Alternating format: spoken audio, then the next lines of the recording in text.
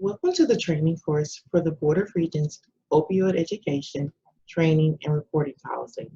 My name is Dr. Allison Smith, and I am the Senior Program Administrator for the Louisiana Center Addressing Substance Use in Collegiate Communities, LaHEC, at the Louisiana Board of Regents, and I will be your facilitator for this training. This training will cover an overview of the opioid crisis, components of the new Board of Regents policy, relevant state laws, how to reverse an opioid overdose, and we'll conclude with a recap and available resources. Each day, according to the Center for Disease Control and Prevention, more than 140 Americans die from overdoses, 91 specifically due to opioids. 52,404 Americans died from drug overdoses in 2015, and preliminary numbers indicate that at least 64,000 died in 2016. In 2017, the opioid crisis was declared a national public health emergency. This enabled the Department of Health and Human Services to accelerate temporary appointments of specialized personnel to address the emergency, work with the Drug Enforcement Agency to expand access for certain groups of patients to telemedicine for treating addiction, and provide new flexibility within HIV and AIDS programs.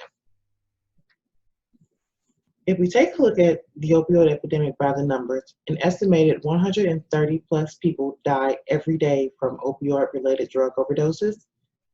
47,600 people died from overdosing on opioids from 2018. 81,000 people used heroin for the first time in 2018. 32,656 deaths were attributed to overdosing on synthetic opioids other than methadone in a 12-month period ending in February 2019. 2 million people misused prescription opioids for the first time. 10.3 million people misused prescription opioids in 2018. 2 million people had an opioid use disorder in 2018. 808,000 people used heroin in 2018. And lastly, 15,349 deaths attributed to overdosing on heroin in a 12-month period ending in February 2019. Oftentimes, people may not be aware that they are taking a medication classified as an opioid.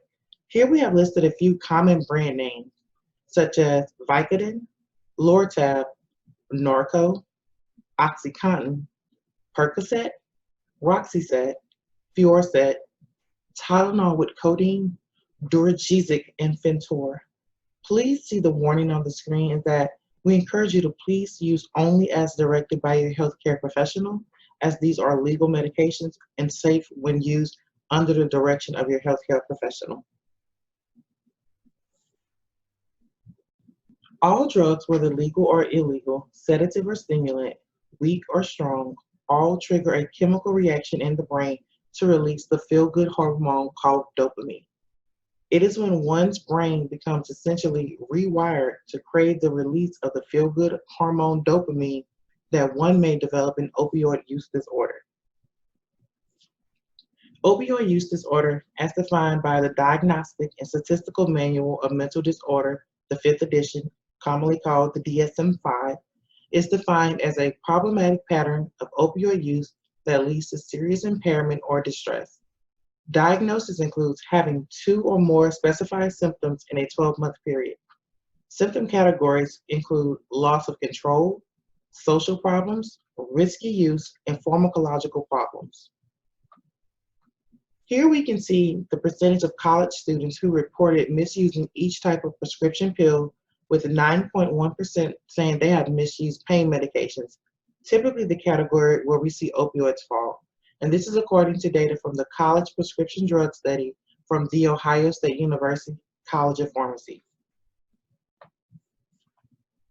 In 2017, the U.S. Department of Health and Human Services announced a 5-point strategy to combat the opioid crisis, which consisted of 1, improving access to treatment and recovery services.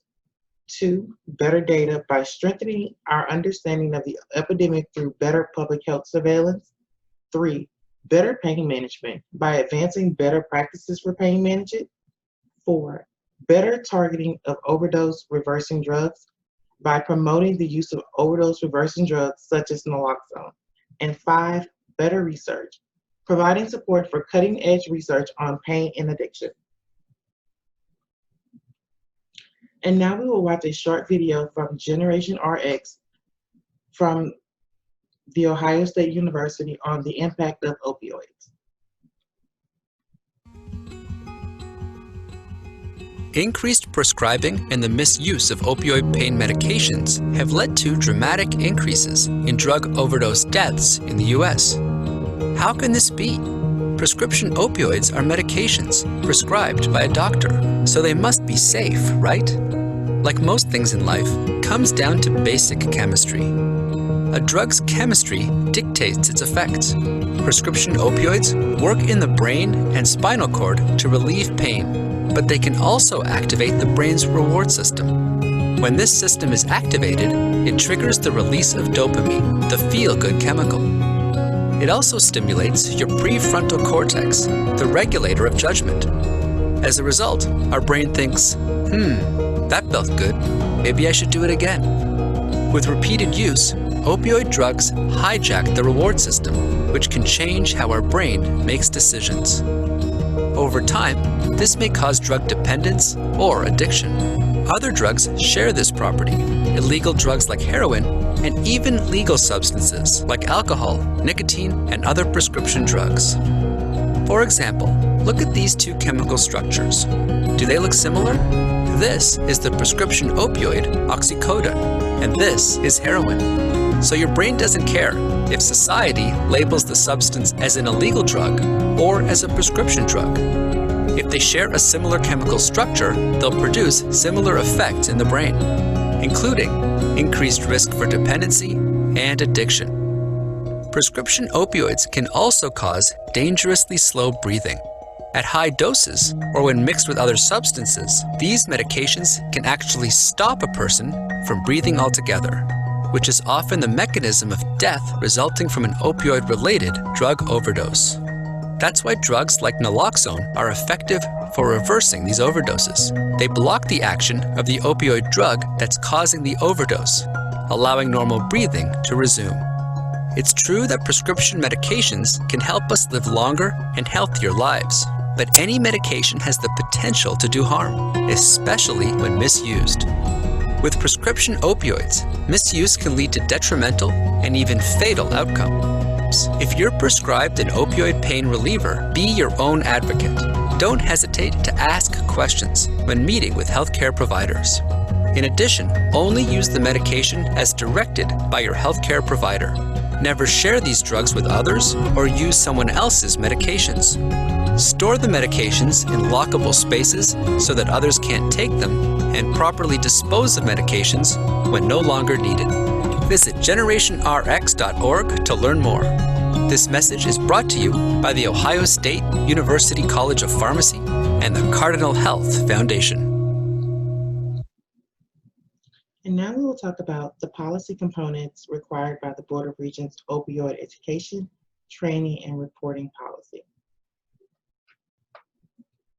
During a roundtable meeting hosted by the White House's Office of National Drug Control Policy, national stakeholders and experts discussed and agreed that one of the best ways to prevent opioid overdoses among college students was to educate them on the dangers of opioid misuse, train them to administer naloxone to someone in the event of an overdose situation, and provide on-campus access to naloxone. That is what the Board of Regents Opioid Education, Training, and Reporting Policy requires. It requires that an educational awareness campaign that teaches students and the campus community members the dangers of opioid misuse and abuse, in addition to how to spot an opioid overdose, requires naloxone opioid overdose reversal kits be present on each campus, requires naloxone administration training for certain groups, and establishes a reporting protocol for naloxone administration that may occur on any campus.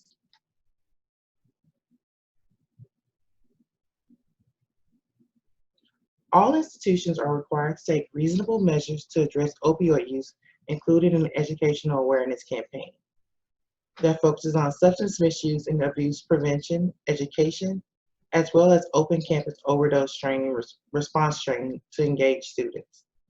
Where applicable, students enrolled in health, social science, or behavioral science professions such as pharmacy, medicine, nursing, allied health, social work, psychology, and sociology, as well as student organizations such as student government, health promotion, and Students for Sensible Drug Policy, should be engaged to promote awareness and education with the goal of stigmatizing the misuse and abuse of opioids and preventing overdose deaths while encouraging help-seeking behaviors in those who may be misusing or abusing.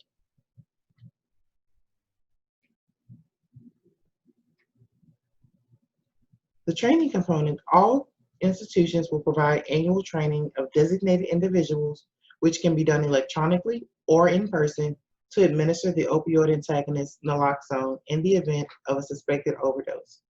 The training will cover, at a minimum, how to recognize an opioid overdose, proper procedures for the storage and administration of naloxone, and directives to alert emergency medical services when an overdose is suspected, whether or not a decision to administer naloxone is chosen. What's really important is the must provide information on the option to decline to administer. If you have been trained to administer naloxone and in the event of the emergency, you do not feel confident or comfortable in administering naloxone, it is more than appropriate to just call emergency medical services. All institutions will make the opioid antagonist naloxone available for rapid administration in the event of a suspected overdose, consistent with the Louisiana Standing Order for the distribution of dispensing of naloxone or other opioid antagonists. So who should be trained on our campuses? Live on or live in residential staff, campus law enforcement, health, wellness, counseling center staff, campus pharmacy staff and interns, athletic training staff, and collegiate recovery program staff. And again, this training can be done virtually or in person.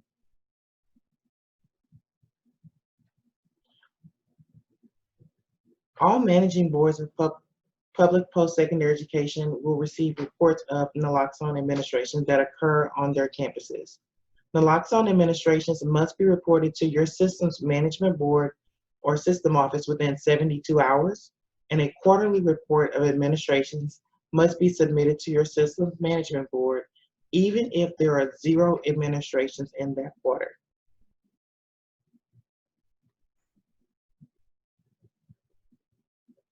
When submitting reports for naloxone administrations, the report shall contain the following information: the date of the incident, the location of the incident, the access point of the naloxone kit where it was retrieved from, the employment category of the person administering naloxone, whether it was a residential staff, a student, or campus law enforcement, and the race and gender of the person who received the naloxone, and any resulting follow-up actions that were taken.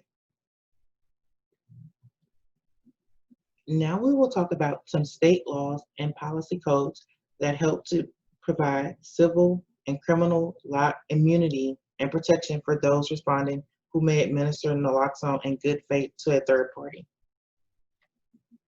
Louisiana Revised Statute 14, Section 403.9 provides immunity for persons who remain to assist someone experiencing a medical emergency due to alcohol consumption, given they cooperate with directives from first responders and peace officers who arrive.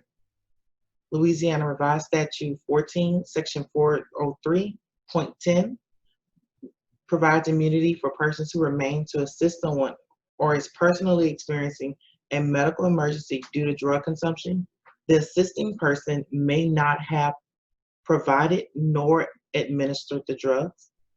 Louisiana Revised Statute 14, Section 403.11 provides immunity for first responders such as law enforcement officials, emergency medical technicians, firefighters, and medical personnel at secondary schools and institutions of higher education who administer opiate antagonists such as naloxone in the event of an overdose.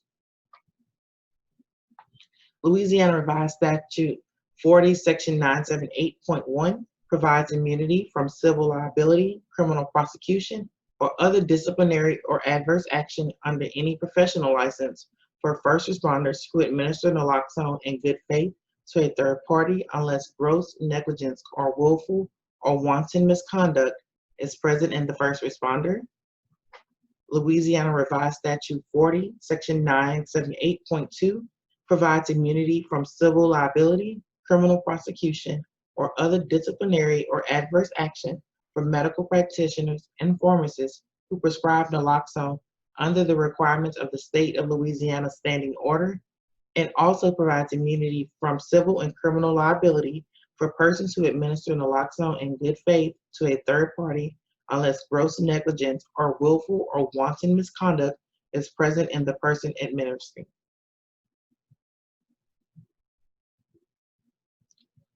Now we will talk about how to reverse an opioid overdose. And to begin with that, we will talk about what are the signs of an opioid overdose. What's considered, when you begin to observe a person, what's considered small, constricted, or pinpoint pupils, falling asleep or loss of consciousness, slow, shallow breathing, choking or gurgling sounds, a limp body, pale, blue, or cold skin. Should it be suspected that someone is having an opioid overdose, you should contact emergency medical services and administer naloxone. If it is available, you have been trained and feel comfortable and confident in doing so. Again, if you do not feel comfortable or confident in administering naloxone, you are still required to call emergency medical services to receive help for that person. Now we will watch a short video entitled, "What is Naloxone?" from the Substance Abuse and Mental Health Services Administration.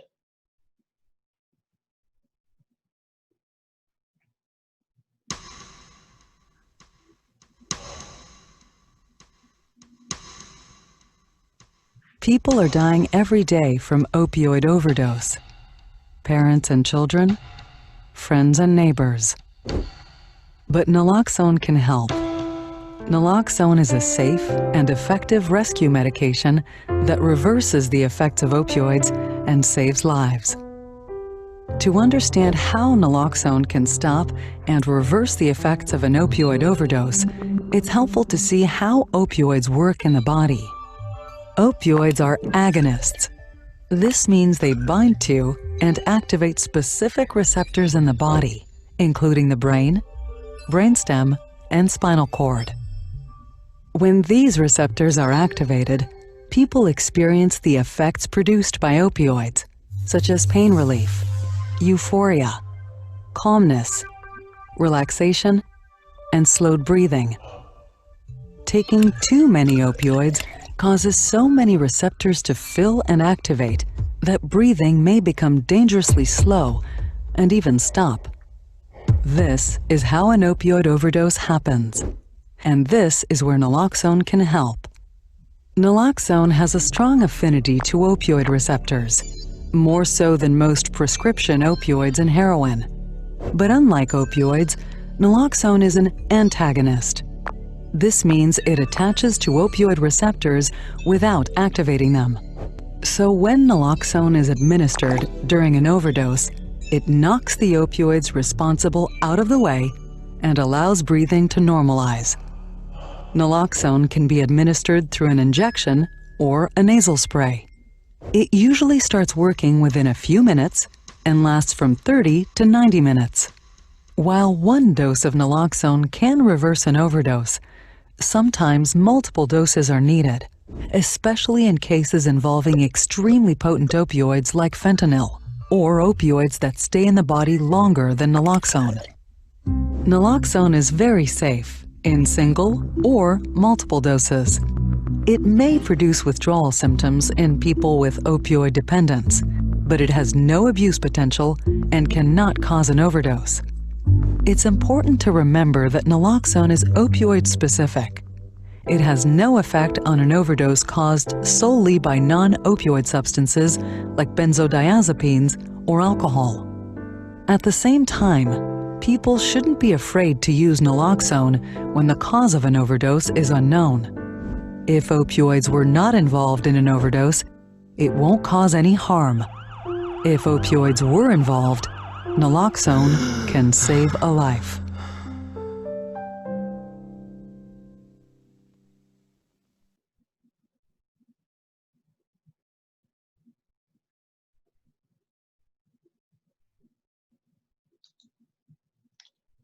As naloxone is not a controlled substance, it can be safely stored anywhere out of the reach of children, ideally between 68 degrees and 77 degrees Fahrenheit, with a minimum temperature exposure of 41 degrees Fahrenheit and a maximum temperature exposure of 104 degrees Fahrenheit, so typically what we consider to be room temperature. The naloxone on your campus will be stored in a reasonably accessible and designated place, such as all institution-owned student residential facilities, law enforcement and safety departments, health, wellness, and counseling centers, student unions and centers, recreation centers, pharmacies, athletic training facilities, law centers, health science centers, and collision recovery program facilities. Please check with your campus for specific locations. Now we will watch a short video of how to administer naloxone from the makers of Narcan nasal spray that will be available on your campus.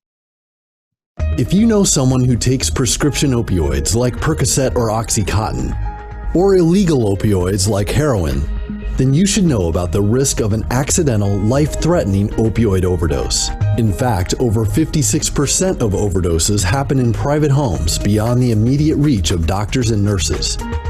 There's a way for you to help someone who is experiencing an opioid overdose, even if you don't have specialized medical training. In this video are instructions for use, as well as the uses and safety information you should know for using Narcan. But first, it's important to be able to recognize the signs of an overdose. Signs of an opioid overdose include not waking up or responding to your voice or touch, breathing that is very slow, irregular, or has even stopped. The dark center part of the eyes becomes very small, sometimes called pinpoint pupils. Fingernails and lips turn blue or purple, a slow heartbeat, weak pulse, or low blood pressure. If someone has these signs, here's how you can help. Narcan nasal spray is a medicine that reverses the effects of an opioid overdose. Narcan nasal spray is not a substitute for emergency medical care. Repeated doses may be necessary. As with any drug, you need to be aware of important safety information about its use. Please pay particular attention to the indications and important safety information at the end of this video. Also, please see the accompanying full prescribing information in the use of this product. Narcan nasal spray was designed for use wherever an emergency opioid overdose happens. Because it doesn't require specialized medical training, it can be given to someone by following these instructions. First, lay the person on their back. Then, remove the device from the box and peel back the package. Hold the device with your thumb on the bottom of the plunger and 2 fingers on either side of the nozzle. Tilt the person's head back and provide support under their neck with your hand. Place and hold the tip of the nozzle in one nostril until your fingers touch the bottom of their nose. Press the plunger firmly to give the dose into the person's nose. After giving the dose, remove the device from the person's nostril and move them on their side, positioning their hands under their head. Call 911 and get emergency medical help right away after giving the first dose of Narcan nasal spray, even if the person wakes up. Narcan is not a substitute for emergency medical care. Keep the person under observation. If the person doesn't respond by waking up to voice or touch or breathing normally after 2 to 3 minutes, administer the second dose provided in the box in the alternate nostril. If they respond and the signs of an opioid emergency have returned after Narcan nasal spray is given, then give another dose in the alternate nostril using a new device and watch them closely until emergency help is received. Additional doses may be given every 2 to 3 minutes until they respond or emergency medical help is received. After using Narcan nasal spray, put the device in its box and then dispose in a place safe from children. Narcan nasal spray delivers a consistent, concentrated 4 mg dose of naloxone that can reverse the effects of a life-threatening opioid overdose in minutes. Visit Narcan.com to learn more. There's a way for you to help someone who is experiencing an opioid overdose, even if you don't have specialized medical training. Indications and important safety information. What is Narcan nasal spray? Narcan nasal spray is a prescription medicine used for the treatment of an opioid emergency, such as an overdose or a possible opioid overdose with signs of breathing problems and severe sleepiness or not being able to respond. Narcan nasal spray is to be given right away and does not take the place of emergency medical care. Get emergency medical help right away after giving the first dose of Narcan nasal spray, even if the person wakes up. Narcan nasal spray is safe and effective in children for known or suspected opioid overdose. What is the most important information I should know about Narcan nasal spray? Narcan nasal spray is used to temporarily reverse the effects of opioid medicines. The medicine in Narcan nasal spray has no effect in people who are not taking opioid medicines. Always carry Narcan nasal spray with you in case of an opioid emergency. Use Narcan nasal spray right away if you or your caregiver think signs or symptoms of an opioid emergency are present, even if you are not sure, because an opioid emergency can cause severe injury or death.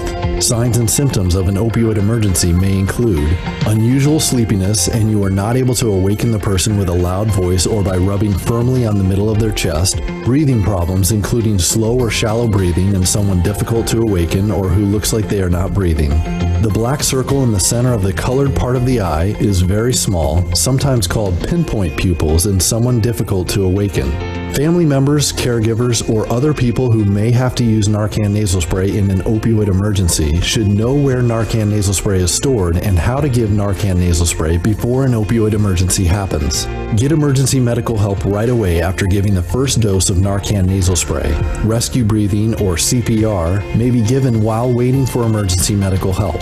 The signs and symptoms of an opioid emergency can return after Narcan nasal spray is given. If this happens, give another dose after 2 to 3 minutes using a new Narcan nasal spray and watch the person until emergency help is received. Who should not use Narcan nasal spray? Do not use Narcan nasal spray if you are allergic to naloxone hydrochloride or any of the ingredients in Narcan nasal spray.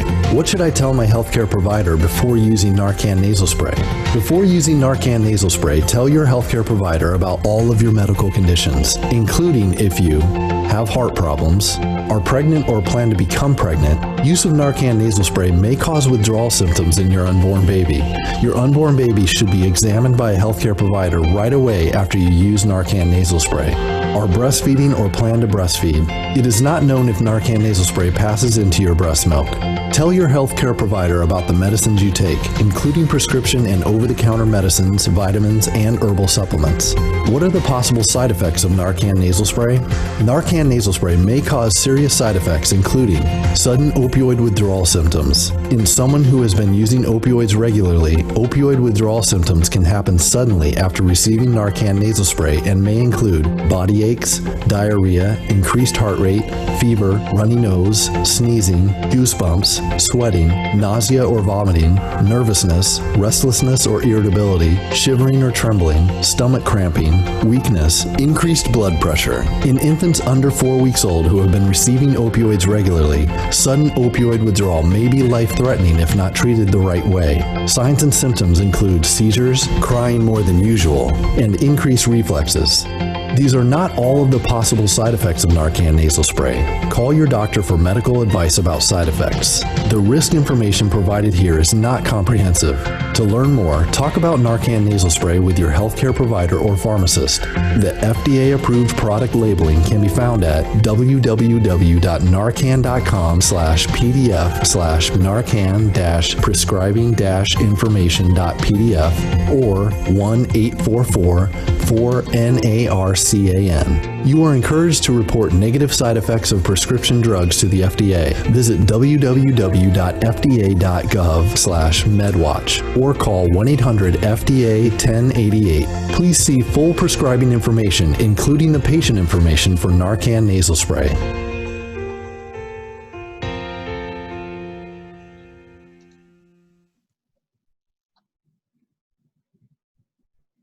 Now we'll have a quick recap on some of the things that we've covered so far in the training and go over some of the resources that are available to you on your campus. As a quick recap, the minimum requirements of the Board of Regents Opioid Education Training and Reporting Policy requires that each institution provide educational information on the dangers of opioid misuse and abuse to your campus community, provide naloxone administration training, to specify campus community members as designated in this policy and report any naloxone administrations through established and required reporting channels. Again, these are some of the local state laws and policy codes that help protect you from civil and criminal liability and provide immunity when administering naloxone in good faith to a third party. And one of the resources we would like to mention is GenerationRx from The Ohio State University.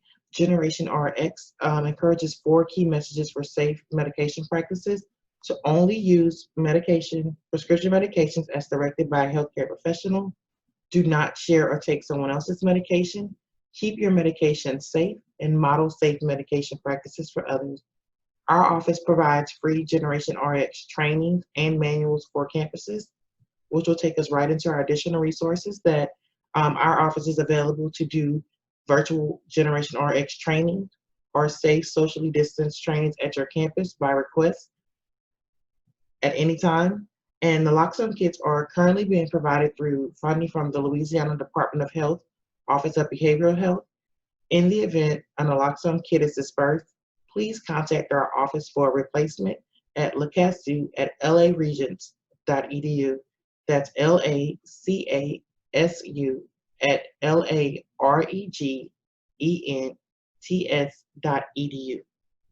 I would like to thank you for watching this training. And if you have any questions, please email the LaCasu office at lacasu@laregents.edu. Thank you.